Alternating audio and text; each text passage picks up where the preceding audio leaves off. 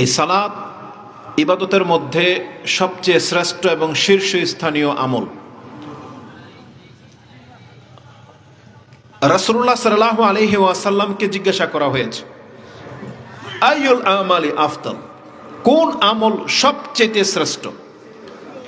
বলা হয়েছে ঈমানুন বিল্লাহি ওয়া রাসূলিহি, আল্লাহর প্রতি ঈমান আনা এবং তার রাসূলের প্রতি ঈমান আনা, এটা হচ্ছে সব থেকে শ্রেষ্ঠ ইবাদত।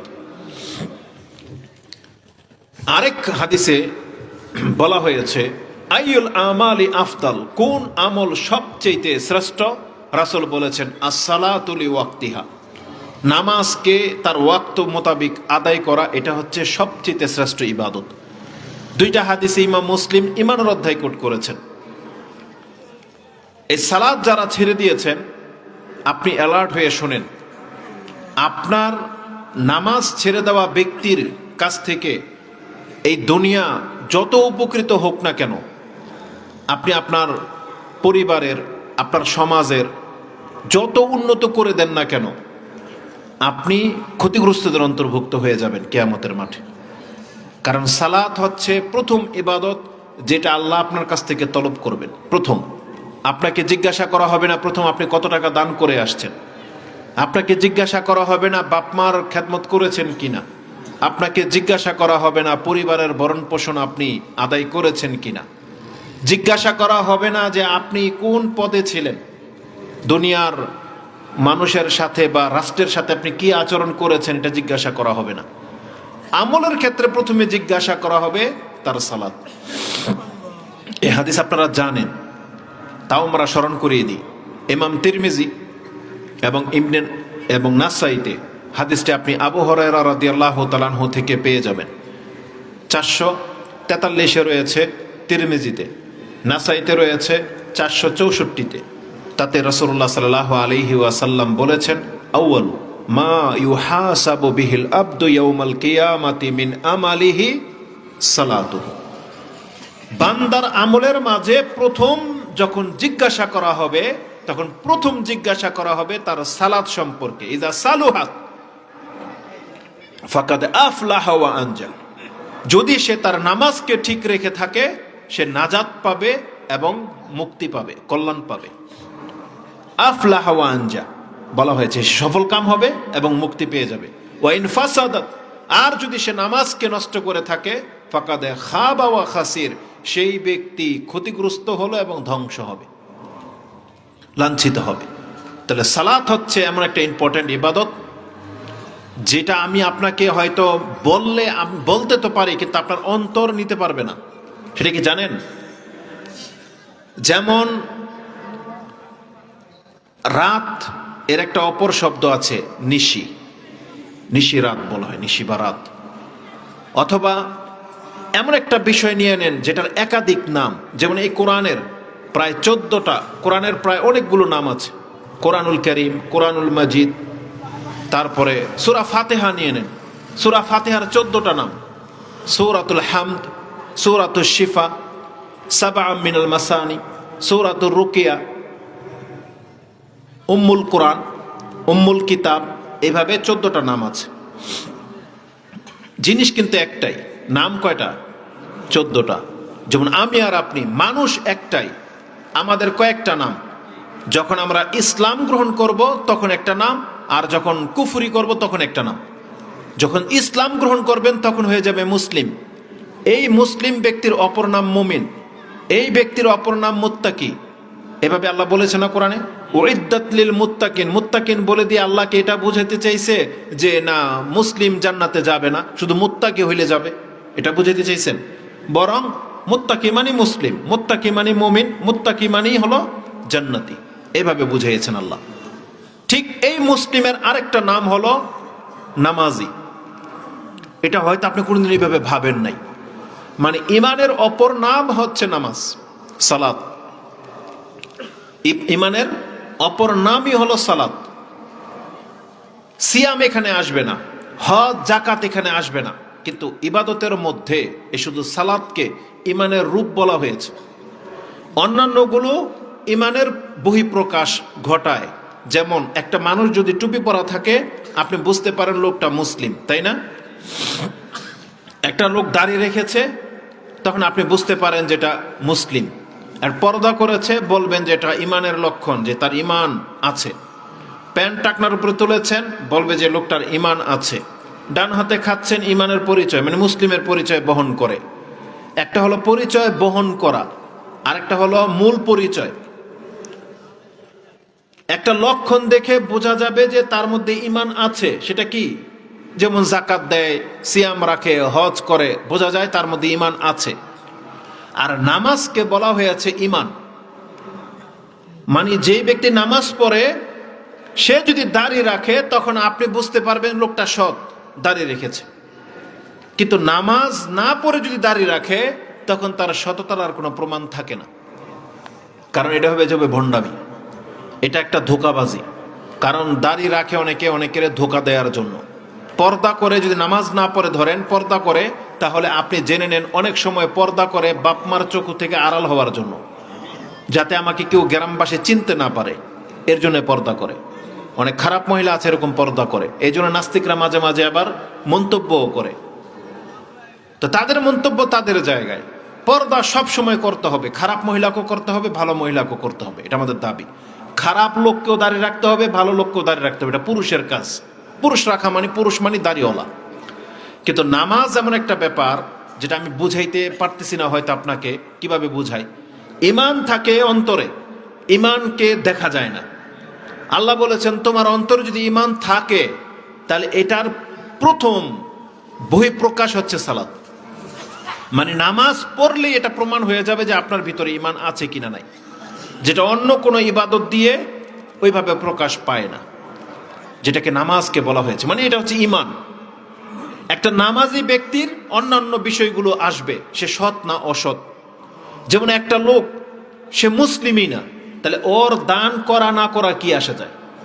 মুসলমান না তো, ওর ভালো আচরণ করা না করাতে কি আসা যায়? ও দাঁড়াইয়া প্রস্রাব করুক না বসে প্রস্রাব করুক, তাতে কোনো যায় আসে? ও ডান হাতে খেলেই কি আর বাম হাতে খেলেই কি? কেন এই প্রশ্নটা আসলো? কারণ ও তো মুসলমানই না। আমার সাথে এরকম একটা ঘটনা ঘটেছে। কে জন্য ছিল আমার সাথে? আমরা তো মাঝে মাঝে, অধিকাংশ সময় তো আমরা ওই লোকাল গাড়ি দিয়ে চলি, হয়তো মাহফিলগুলোতে আমরা হয়তো প্রাইভেট কারে যাই, দূর দূরান্তে যেতে হয় বিদায়। কিন্তু এলাকাতে আমরা তো অটো দিয়ে চলি না। কোনো এক ঘটনায় আমি অটোতে বসছি, আমার সামনের সিটে একটা মহিলা বাচ্চা নিয়ে উঠছে। বাচ্চার এখানে এত বড় একটা কালি, বুঝেন, কালি দিয়ে উঠছে। হ্যাঁ, নজর থেকে বাঁচানোর জন্য এখানে কালি দিয়েছে। এটা কি দেওয়া যাবে না? যাবে না? তা জানেন তো, আলহামদুলিল্লাহ। তাহলে আপনার ঘরে কি দেখছেন মহিলা কি দেয় কিনা? আপনারা যারা জানেন যে কালি দেওয়া যাবে না, আপনাদের ঘরের কোনো বাচ্চাকে কালি দেয় কি দেয় না, কি তদন্ত করে দেখেছেন? দেয়? কেউ বলতেছে দেয়, কেউ বলতে দেয় না। আচ্ছা, তার মানে আপনারা জানেন দেওয়া যায় না, তারপরও দেয়। আর মহিলারা কত চালাক জানেন? যদি কোনো পুরুষ বলেন এগুলো দেওয়া যাবে না, এগুলো ঠিক না, তখন ওকে ওর ভাবি বা ওর দাদি বা নানি শিখায় দেয়, থাক ইনে দিস না, কানের নিচে দিস যাতে দেখতে না পারে, বুঝেন? কানের নিচে দেয়। এমন কি এখন দেখেছি আমি পায়ের তালুর নিচে দেয়। মানে দিতেই হবে, কালীর ভক্তরা মানে দিতেই হবে কালী, বুঝেন? তা আল্লাহ এদেরকে হেদায়েত করুক, বলেন আমিন। এগুলো হচ্ছে শিরক, এগুলো হচ্ছে কুসংস্কার। এই কুসংস্কার খুব শিরকি পর্যায়ে নিয়ে যাবে। কালি, ওই যে আপনারা যে হাতের মধ্যে একটা কালো একটা রবার পরেন না, যে অনেকে মনে করে এটা বাতের ব্যথা কমে, তাই না? এর চাইতে মূর্খ কোনো মানুষ আছে বলেন? বাতের ব্যথা হচ্ছে রক্তের রোগ। কিসের রোগ? রক্তের মধ্যে থাকে সেই রোগটা, মানে কোলেস্ট্রল অথবা চর্বি জমে যাওয়া, রক্ত সার্কুলার ঠিক মতো না হইতে পারা, এটা হচ্ছে রক্তের রোগ। যেমন আপনার জ্বর হয়েছে, ওই যে নাপা ট্যাবলেট আপনি গলার মধ্যে লটকিয়ে রাখলেন, আপনার জ্বর ভালো হবে? তাহলে এর চাইতে কি ভণ্ডামি বা অজ্ঞতা কিছু আছে? তা আমাদের সমাজের মানুষগুলো এইটা যে রাবারটা, গোল রাবার, এটা হচ্ছে গ্যাস কিট, বুঝেন? গ্যাস কিট মানে এই কিটটা মেশিনারির মধ্যে ব্যবহার হয়, রিক্সাতে, অটোতে, মোটরাইজেশনের মধ্যে ব্যবহার হয়। যেমন গাড়ির মধ্যে এই কিটটা খুব গুরুত্বপূর্ণ, না হলে আপনার পানি লিক করবে। তো বিভিন্ন মেশিনের মধ্যে এই কিটটা ব্যবহার হয়, ওই যে বড়টা যেটা একটা ট্রাকের মধ্যে বা বিভিন্ন মেশিনারির মধ্যে ব্যবহার হয়। কোন মূর্খ জানি এটার প্রচলন ঘটাইছে, ওই যে হাতের মধ্যে একটা ধাও থাকে, চুটগুলা জট থাকে, কতগুলা শিকল পরা থাকে, ওর হাতের মধ্যে এরকম হাজারো রাবার পরা থাকে। এই বাঙালি মুসলিমের চরিত্র এত নিচে নেমে গেছে, মানে কোথাও কিছু দেখলেই হইল বাস ওন থেকে একটা খুইলা ব্যবহার করছে একজনে, একজন আরেকজনকে বলছে, একজন আরেকজনকে বলছে এটা দিলে কি হয়, বলছে নানি দাদি বলছে বাতের ব্যথা কমে। জীবনও কোনোদিন তদন্ত করে নাই, কিন্তু এটা নিয়ে কবরে চলে গেল, বুঝছেন?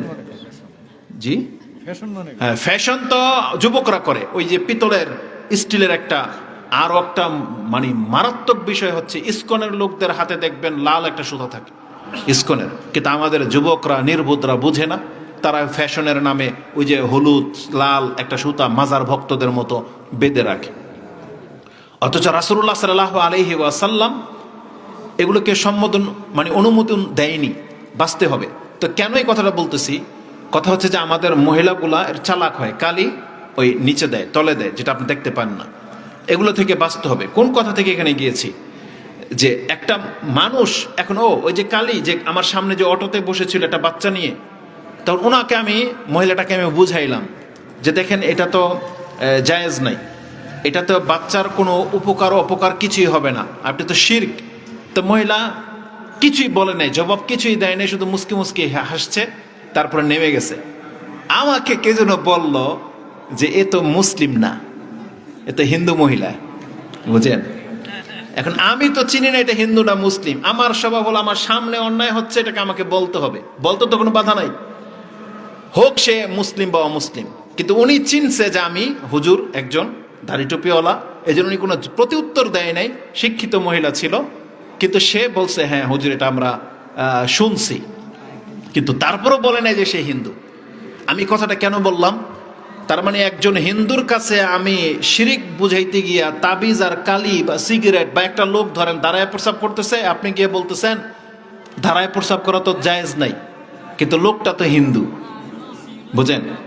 একটা হিন্দুকে যদি বলেন গিয়ে আপনি যে দাঁড়ায় প্রস্রাব করতেছেন এটা তো জায়েজ নাই, এটা কি সঠিক দাওয়াত হইল, নাকি আগেও কি ইসলামের দাওয়াত দিতে হবে? হ্যাঁ, তার মানে একটা হিন্দুকে আমি ও দাঁড়ায় প্রস্রাব করলে কি আর বসে প্রস্রাব করলে কি, এই দাওয়াত ওর টিকবে না। ও যদি এখন বসেও পড়তো ও নাজাত পেত? নাজাত পাবে না। এই মহিলা যদি কালিকা মুছেও ফেলতো তাহলে কেউ নাজাত পাইতো না, কারণ ওকে তাকে ইসলাম গ্রহণ করতে হবে। ঠিক আমি এই কথাটি আপনাকে বলতে চাচ্ছি, আপনি যেদিন নামাজি হইবেন তখন আপনার ভালো মন্দর বিচার হবে, নামাজ না পড়লে আপনার ভালো মন্দের কোনো বিচারই হইব না। ওইটা হইলো আমাদের এই দাওয়াতের মতো। এই যে হিন্দু মহিলাকে বলছি না যে এটা কালি দেওয়া এটা ঠিক না, জায়েজ নাই, ঠিক আপনার চরিত্র হচ্ছে ওই রকম। আপনি নামাজ পড়েন না, কিন্তু রাস্তাঘাট ঠিকই উন্নত করে দিচ্ছেন, দান করতেছেন, গরু মুরগি জব করে খাওয়াচ্ছেন, বাসায় আত্মীয় স্বজন আসলে ওঢেল দেন, বাপমার খেদমত করেন, সব আপনার ঠিক।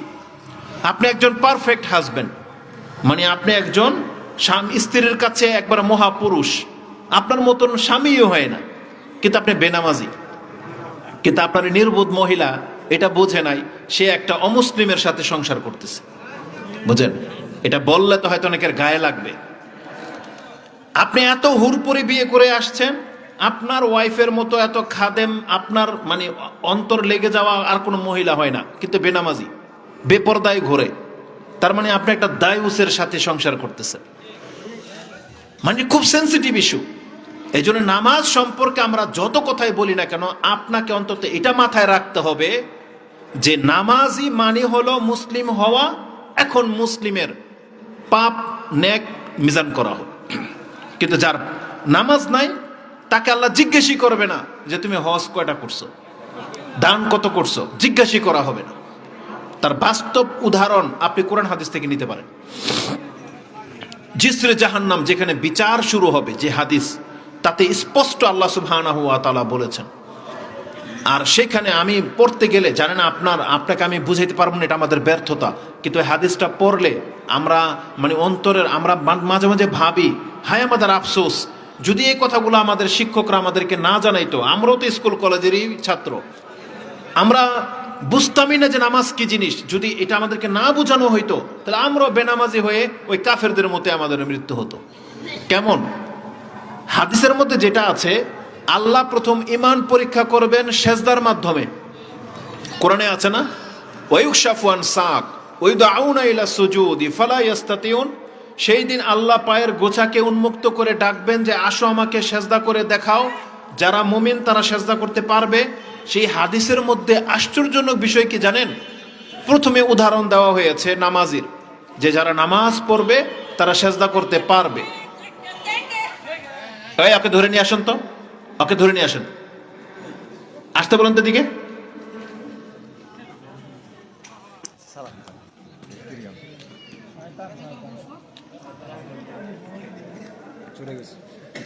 ওকে ধরে নিয়ে আসতে বলছে, ওকে কিছু মারার জন্য না তো, ওকে মাইকে বসাইতাম আমি এখন। ও কি যেন বলতে চাচ্ছিল, ও বক্তা হবে না, যাই হোক, মানে ওকে নিয়ে এখন আমরা মাইকে বসায় ওর কাছ থেকে কিছু শুনতাম, এটা ভালো হইতো নইলে না। আমরা ওদের জন্য দোয়া করি, আল্লাহ সুবহানাহু ওয়া তাআলা ওদেরকে দিয়ে যেন ইসলামের খেদমত নেয়, বলেন আমিন। কারণ এটা তো ওদেরকে তো এইভাবে শিক্ষা দেওয়া হয়নি। ওই যে আগে বলেছি, বাপমা গুলো এখানে বসছেন, পোলাপান গুলোকে ছেড়ে দিচ্ছেন, আপনারা ভাবতেছেন এটা তো দুষ্টামি ফাজলামের সময় না, আসলে এটা দুষ্টামি ফাজলামের সময় না, বরং এটাই হচ্ছে চরিত্র গঠনের উত্তম সময়। এই সময় যদি চরিত্র ঠিক না হয়, এই বাচ্চাকে আপনি কোনোদিন সঠিক করতে পারবেন না।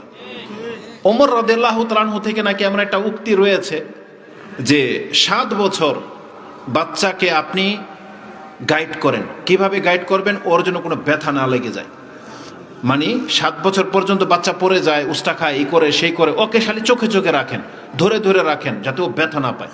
7 বছর পর্যন্ত আপনি ওকে মানে ব্যথা পাওয়া থেকে কন্ট্রোল করে ফেলতে পারেন, 7 বছরের পর থেকে ব্যথা কম পাবে, এখন আপনি ওর লগে লগে না থাকলেও চলবে। 7 থেকে 14 বছর পর্যন্ত ওকে শুধু আদব শিখাবেন। এখন আদব শিখাবেন কি? ডান হাতে খাও, এই সালাম দিয়ে কথা বলতে হয়, তুমি উচ্চবাচ্য কেন করতেছো, ভদ্র হও। ওই যে লুকমান আলাইহিস সালাম বলেছিল যে তার ছেলেকে, ওয়ালা তুসাইর খাদ্দাকা লিন্নাস ওয়ালা তামশি ফিল আরদি মারাহা। তারপরে বলা হয়েছিল যে তুমি গাধার মতো চিৎকার করো না, ইন্না আনকারাল আসওয়াতি লা সাউতুল হামির, সবচেয়ে জঘন্য শব্দ হচ্ছে গাধার শব্দ। মানে বাবা তার সন্তানকে শেখাচ্ছে, এটা আল্লাহর কাছে ভালো লাগছে। আল্লাহ কোরআনের আয়াত হিসেবে রেখে দিয়েছেন যে তোমরাও তোমাদের সন্তানদেরকে উপদেশ দাও। তার মানে 7 থেকে 14 এটার মধ্যে ওকে শুধু উপদেশ দিবেন। বলা হয়েছে 14 থেকে 21 বছর ওকে এখন ট্রেন করার সময়। ওকে উপদেশের সাথে সাথে শাসন টাসন সবই করবেন। 21 বছর হয়ে গেলে ওকে ছেড়ে দেন, ও যা হওয়ার হয়ে গেছে। এখন আপনি আরো কিছু করলেও কাজ হবে না। আপনি ওকে যা আদব কায়দা শিখাইছেন 7 থেকে 14, আর 14 থেকে 21 ওকে আপনি আদর্শবান হওয়ার জন্য প্র্যাকটিস করেছেন, যা করার করেছেন। খেলোয়াড় হইতে চাইলে এই বয়সে খেলোয়াড় হবে, গায়ক হইতে চাইলে এই বয়সে গায়ক হবে, কারি হাফেজ আলেম হইতে চাইলে 14 থেকে 21-এর মধ্যেই হবে, ভদ্র হইতে চাইলে এটাই বয়স, আর খারাপ হইতে চাইলে এটাই বয়স। এখন 14 থেকে 21 পর্যন্ত ও যা হওয়ার হয়ে গেছে। 21-এর পরে ওকে আপনি এখন সোজা করতে পারবেন না, আর সোজা হয়ে থাকলে ও কোনোদিন বক্রপথ অবলম্বন করবে না। কথাটা খুবই সেন্সিটিভ। এটা আমাদের ব্যর্থতা যে আমরা এগুলোকে প্রয়োগ করতে পারি না। এই জন্য দেখবেন আপনি, এই যে আমাদের বাচ্চাগুলাকে 14 থেকে 21 এই বছরের পোলাপানগুলোই সবচেয়ে বেশি উশৃঙ্খল। সমাজের উশৃঙ্খল কারা? এরাই। আবার এরকম একটা ভদ্র ছেলেকে দেখলে আপনি কত প্রশংসা করেন যে অমুকের ছেলেটা কত ভদ্র, তাই না? তাহলে যখন এটাকে আমরা কদর করি, তাহলে এই বয়সটার এই ছেলেগুলাকে গাইড করা উচিত ছিল, যেটা রাসূল করেছেন। রাসূলুল্লাহ সাল্লাল্লাহু আলাইহি সাল্লামের যুদ্ধে যারা যেত, যারা ডানে বায়ে থাকতো, আপনি হিসাব করে দেখেন তাদের ম্যাক্সিমাম, কেন একবার মেজর সংখ্যা তারা 14 থেকে 21 বছরের ছিল, তার ওভার হয়নি, তার কম বয়সের ছিল। এটা খুবই সেন্সিটিভ একটা ব্যাপার। আমাদের সমাজকে যদি রক্ষা করতে হয়, তাহলে এই বয়সের বাচ্চাদেরকে গাইড করতে হবে, ওদেরকে ভদ্র হইতে হবে, ইসলামের মূল মেসেজটা ওদেরকে গ্রহণ করতে হবে। বুড়ারা গ্রহণ করলেও কোনো কাজ হবে না। এই জন্য এই ওয়াজগুলো ওদেরকে শোনা উচিত। তো সালাত হচ্ছে এতটা ইম্পর্টেন্ট একটা ব্যাপার। আল্লাহ সুবহানাহু ওয়া তাআলা প্রথম বলবেন নামাজীদেরকে সাজদা করো, তারা সাজদা করবে। আর যারা সাজদা করতে পারবে না, তারা যে বেনামাজি ছিল এটা বলা হয়নি। বলা হয়েছে যারা লোক দেখানো নামাজ পড়েছে, যারা কারো ভয়ে নামাজ পড়েছে, রিয়া, অন্তরের মধ্যে লোক দেখানো ছিল, ভয় ছিল এবং কিছু পাওয়ার আশায় সালাত পড়েছে, তারা সেই দিন সাজদা করতে পারবে না। আমি আশ্চর্য হই এইখানে যে আল্লাহ নামাজিদের উদাহরণ দিয়েছেন, আবার এমন নামাজিদের উদাহরণ দিয়েছেন যারা আল্লাহর সন্তুষ্টির জন্য নামাজ পড়ে নাই, কোন স্বার্থে পড়েছে। তাহলে বেনামাজিদের কথা আল্লাহ কেন বললেন না? আপনাকে এটা নিতে হবে, ভাবতে হবে। কোরআনের কোথাও আল্লাহ বেনামাজির কথা বলে নাই, মানে যে যারা নামাজ পড়ে না, আল্লাহ এটা উচ্চারণই করেন নাই। বরং যারা জাহান্নামে যাবে তারাও, তাদের মুখ থেকে এই কথাটা প্রথম আসবে যে লাম নাকু মিনাল মুসাল্লিন, আমরা নামাজীদের অন্তর্ভুক্ত ছিলাম না। তারা এটা বলবে। যারা জাহান্নামে যাবে জিজ্ঞেস করা হবে মা সালাকাকুম ফি সাকার, কালু লাম নাকু মিনাল মুসাল্লিন, আমরা নামাজীদের অন্তর্ভুক্ত ছিলাম না। এটা বলবে জাহান্নামে যাওয়ার প্রথম কারণ। এটা হচ্ছে মুসলিমদের প্রথম কারণ। মুসলমান হওয়ার পরেও সে বেনামাজি ছিল। আর আল্লাহ সুবহানাহু ওয়া তাআলা বিচারের মাঠে ওই নামাজীদেরকে সেজদার মাধ্যমে আল্লাহ চিনে নেবেন যে এরা হচ্ছে মুসলিম, এরা জান্নাতের হক রাখে। আল্লাহ তাদেরকে নিয়ে জান্নাতের দিকে যেতে থাকবেন এবং ওই জিসরে জাহান্নামের উপরে দাঁড় করিয়ে দেওয়া হবে। এই জিসরে জাহান্নাম এমন একটা জায়গা হবে, সেখানে হবে অন্ধকার। রাসূলুল্লাহ সাল্লাল্লাহু আলাইহি ওয়াসাল্লামকে জিজ্ঞাসা করা হয়েছিল, এক ইহুদি জিজ্ঞাসা করেছে যে ইয়া রাসূলুল্লাহ, যেই দিন অন্ধকার হবে, মানে যেই দিন এই জমিন থাকবে না, সেই দিন মানুষগুলো কোথায় থাকবে? জিজ্ঞাসা করা হয়েছে।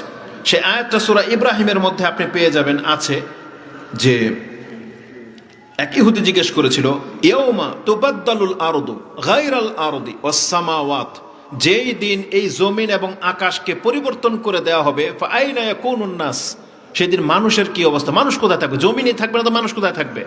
তখন রাসূলুল্লাহ সাল্লাল্লাহু আলাইহি সাল্লাম বলেছেন ফাকালা হুয়া ফিল যুলুমাতি দুনাল জিসর, তারা জিসরে জাহান্নামের নিকটে অন্ধকারের মধ্যে থাকবে। তার মানে আকাশ থাকবে না, আলো থাকবে না, সূর্য থাকবে না, মানুষকে ঘুটঘুটে অন্ধকারের মধ্যে আল্লাহ দাঁড় করিয়ে দিবেন। নিচে হচ্ছে জাহান্নাম, অন্ধকারের মধ্যে সেই পুলটাকে পার হতে বলা হবে।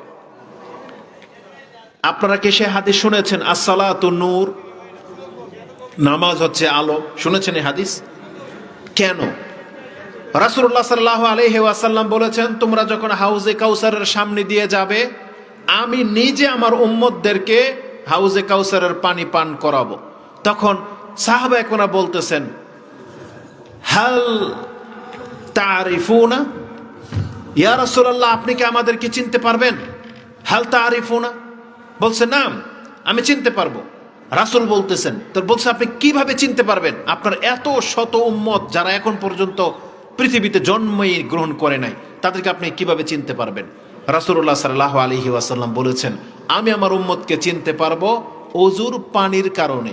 তারা যে ওযু করেছে, যেই জায়গাতে ওযুর পানি লেগেছে, এগুলো সব আলোকিত হয়ে যাবে। আপনারা একটা জিনিস লক্ষ্য করেন, এই লাইটটা কি সাদা না? লাইটগুলো তো সাদা, আলো ছড়াচ্ছে না? এই লাইটটা কি যদি আমি নিভিয়ে দিই, তারপরে সাদাই থাকবে না কালো হয়ে যাবে? কালো হয়ে যাবে না, সাদাই থাকবে। সাদা থাকবে না? সাদা থাকবে, মানে লাইটটা কালারই তো সাদা, সাদা না? উপরন্তু আবার আলো ছড়াচ্ছে, তাই না? আমরা আলো দেখতে পাচ্ছি। রাসূলুল্লাহ সাল্লাল্লাহু আলাইহি সাল্লাম বলেছেন, যেমন আমাদের হাত এখন কিন্তু সাদা না। রাসূল বলেছেন, যেই ব্যক্তি ওযু করবে তখন তার এই হাতগুলো এরকম সাদা হয়ে যাবে, মানে যতটুকু পর্যন্ত ওযুর পানি যাবে এতটুকু সাদা হয়ে যাবে। আর যে যত বেশি সাজদা করবে তার লাইটের মধ্যে এইভাবে আলো ছড়াবে। আপনি চাঁদকে দেখছেন না? সব চাঁদই কি আলোকিত নাকি পূর্ণিমার চাঁদ? তার মানে ওখানে তখন আলোর মাত্রা বেড়ে যায় না? যেমন এই লাইটটাকে বন্ধ করে দিলে সাদাই থাকবে, এটা হচ্ছে ওযুর কারণে। আর যখন আপনি নামাজ পড়বেন তখন আপনার সেই অঙ্গ থেকে এইভাবে আলো ছড়াবে। এই জন্য রাসূল সাল্লাল্লাহু আলাইহি বলেছেন আসসালাতু নূর, কারণ নামাজের মধ্যে সেজদা আছে। ওই সেজদা যে যত বেশি দিবে তার আলোর মাত্রা তত বাড়বে। এই জন্য রাসূল বলেছেন, আমি আমার উম্মতকে চিনতে পারবো হুররান মুহাজ্জালিন, সাদা ধবধবে আলো ছড়াবে। আলোটা ছড়াবে কখন? ওই যে জিসরে জাহান্নামের উপরে যখন দাঁড় করে দেওয়া হবে, পুরো পৃথিবী অন্ধকার, মানে পুরো সৃষ্টি অন্ধকার, সেই দিন কেবলমাত্র ওই ব্যক্তি হাঁটতে পারবে যার হাতে টর্চ লাইট আছে। বৃষ্টির মধ্যে কারা হাঁটতে পারেন? যারা হয় বিজলির আলোতে, আর না হয় যার কাছে টর্চ লাইট আছে, তাই না? আপনি দেখে দেখে, যেমন আমরা গাড়ি দিয়ে রাত্রে কিভাবে চড়ি, হেডলাইট থাকার কারণে, তাই না? এখন যার হেডলাইট নাই ওই এক কদম হাঁটতে পারবে? হাঁটতে পারবে না। আল্লাহ সুবহানাহু ওয়া তাআলা সূরা হাদীদের মধ্যে ওই নূরের ঘটনা বলেছেন, আপনারা দেখে নেবেন। মুনাফিকরা বলবে যে অপেক্ষা করো, যে তোমাদের কাছ থেকে আমরা একটু নূর নিয়ে নিই। মুসলিমরা বলবে ফিরে যাও, পেছনে তোমাদের জন্য নূর রাখা আছে। যেমনি তারা পেছনে যাবে, আল্লাহর পক্ষ থেকে একটা দেয়াল এসে লেগে যাবে, এই পার আর এই পার, এই পারে থাকবে মুনাফিক, এই পারে থাকবে মুসলিম। বলা হয়েছে যে এক প্রান্তে হলো শাস্তি, এক প্রান্তে হলো শান্তি। মানে তারা এপার থেকে দেখবে যে আমরা বাধা পড়ে গেছি, তাদেরকে কিছুটা নূর দেওয়া হবে, কিন্তু নূর নিভে যাবে। আর যারা সালাত আদায় করেছেন তাদের নূর জারি থাকবে, এবং ওই আলোর মাধ্যমে আপনি জাহান্নামের পথটা দেখতে পাবেন এবং দেখে পার হইতে পারবেন। রাসূলুল্লাহ সাল্লাল্লাহু আলাইহি ওয়াসাল্লামের প্রত্যেকটা শব্দের একটা বড় ব্যাখ্যা আছে। শব্দটা হয়তো ছোট, বলা হয়েছে আসসালাতু নূর, মানে কি এটা আপনাকে বুঝতে হবে। এই নূর দিয়ে আপনি করবেন কি? আপনি সেই হাদিসের ব্যাখ্যা নিয়ে নিয়েন, যেটা আমাদের শেখ চলে আসছে। সেই নূর দিয়ে আপনি জান্নাত পেতে পারেন। যার কাছে নূর নাই, সেই দিন কোনোদিন জান্নাতের পথ খুঁজে পাবে না। এই নামাজ হচ্ছে সেই নূর। এজন্য আমরা আমাদের মুসলিম ভাইদেরকে বলবো, আপনি নিজেকে ধোকায় ফেলে দিয়েন না। আপনি সালাত আদায় করেন, আপনার নূর লাগবে কিয়ামতের মাঠে, না হলে আপনি কিন্তু পথ পাবেন না। আর আল্লাহ সেই সালাতকে নূর বানিয়ে দিয়েছেন, যেটা আমাদেরকে জান্নাতের দিকে নিয়ে যাবে। আল্লাহ আমাকে এবং